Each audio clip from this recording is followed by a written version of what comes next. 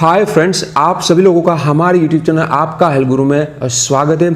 क्या आप अपने स्पाइन को हेल्दी रखना चाहते हो या फिर आपको स्पाइन के संबंधित अलग अलग तकलीफें, neck pain, back pain, spondylosis या तो स्लिप डिस्क की असर हुई है और आप इनका इलाज करना चाहते हो, तो यह वीडियो आपके लिए बहुत ही हेल्पफुल होने वाला है। यहाँ पर आपको मैं एक सुजोग थेरापी की बहुत ही सिंपल पर बहुत ही इफ़ेक्टिव टेक्निक सिखाने वाला हूँ कि जिनके जरिए आप अपने स्पाइन को हेल्दी रख सकते हो और यह सभी तकलीफ़ों में फ़ायदा ले सकते हो।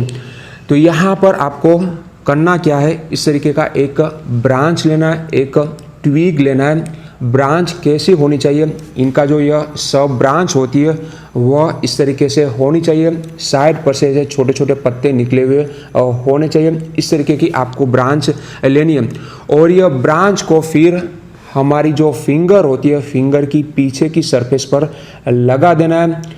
तो यह थेरापी कौन से प्रिंसिपल्स के ऊपर काम करती है और किस तरीके से हमें यह पूरी थेरापी करनी है वह डिटेल में जान लेते हैं। यह थेरापी सुजोग थेरापी की कॉरेस्पोंडेंस सिस्टम यानी कि समांतम पद्धति के ऊपर काम करती है। हमारी पूरी बॉडी हमारे 2 हाथ और 2 फुट में होती है। इनके अलावा हमारी पूरी बॉडी हमारी हर एक फिंगर में होती है, जिनको इंसेक्ट कॉरेस्पोंडेंस बोला जाता है, यानी कि हमारी पूरी बॉडी हमारी एक फिंगर में होती है। यह आगे की सरफेस है, यह पीछे की सरफेस होती है। यहाँ पर हमारा स्पाइन होता है, यहाँ पर ब्रेन, यहाँ पर cervical spine, thoracic spine, lumbar spine, sacrum और टेलबोन। इस तरीके से पूरा स्पाइन पीछे की साइड पर होता है। हर एक फिंगर और थंब में इस तरीके से स्पाइन होता है। तो इनको कॉरेस्पोंडेंस सिस्टम यानी कि समांतम पद्धति बोला जाता है। इनके अलावा यह थेरापी लॉ ऑफ सिमिलैरिटी के ऊपर काम करती है। हमारा जो पूरा स्पाइन होता है वह इस तरीके से छोटे छोटे डिवीजन में डिवाइड होता है। 32 इस तरीके से छोटी छोटी वर्टेब्रीज होती है। तो यहाँ पर आप यह ट्वीग में भी देख सकते हो, यह ट्वीग भी छोटे छोटे डिवीजन में डिवाइड हुआ आपको दिख रहा है।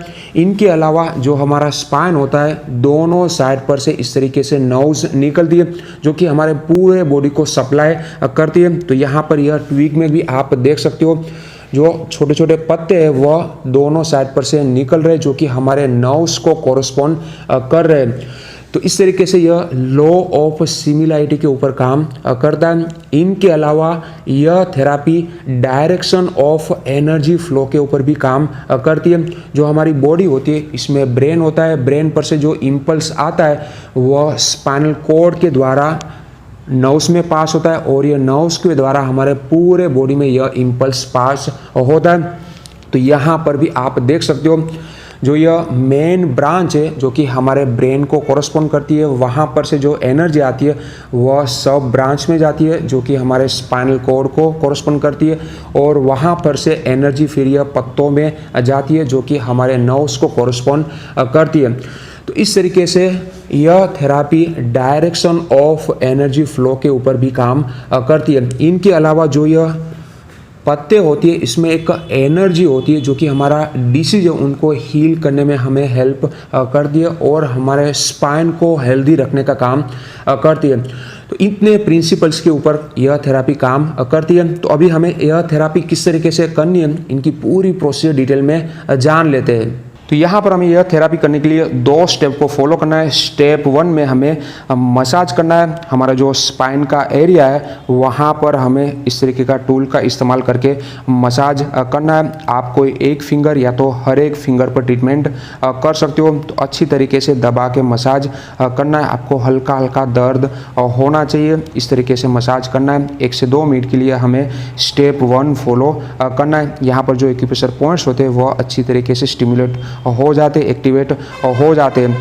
या फिर आप सुजोग रिंग का इस्तेमाल करके भी मसाज दे सकते हो। इस तरीके से मसाज देना है। अगर आपके पास यह टूल अवेलेबल नहीं है तो आप पेन या तो पेंसिल का इस्तेमाल करके भी अच्छी तरीके से मसाज दे सकते हो।